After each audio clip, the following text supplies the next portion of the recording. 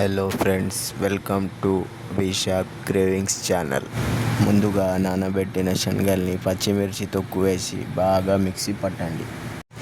ఆ తర్వాత దాన్ని బయటకి తీసి అందులో కారం పొడి, పసుపు, ఉప్పు తగినంతగా, తరువాత అందులో నువ్వులు, అలాగే ఓమా తగినంతగా, కరివేపాకు తగినంతగా, ఉప్పు వేసుకొని కలుపుకోండి. దాంతోపాటు కొంచెం కసూరి మేతి వేసుకొని ఆ మిశ్రమాన్ని బాగా కలుపుకోండి.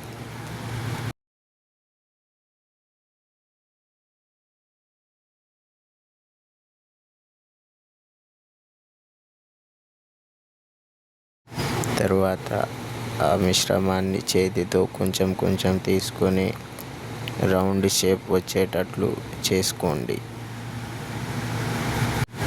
ఆ తర్వాత ఒక కడాయిలో నూనె తీసుకొని తగినంతగా వేడి చేసుకొని అందులో ఒక్కొక్కటిగా నెమ్మదిగా ఆ నూనెలో అలాగే ఇంకొన్ని అలాగే తయారు చేసుకొని వడలు నూనెలో వేయించాలి. వర్షంలో ఇలాంటి వడలు చేసి తింటే ఆ కిక్కే వేరుంటుంది. కాబట్టి కుటుంబ సభ్యులకు ఇలాంటి వంటకాలు చాలా నచ్చుతాయి. ఇది మా అమ్మ చేతి వంటకం, తప్పక ట్రై చేసుకోండి. సింపుల్గా ఇంట్లో తయారు చేసుకునే వడలు ఈ విధంగా ఉంటాయి. తప్పక ట్రై చేసుకోండి.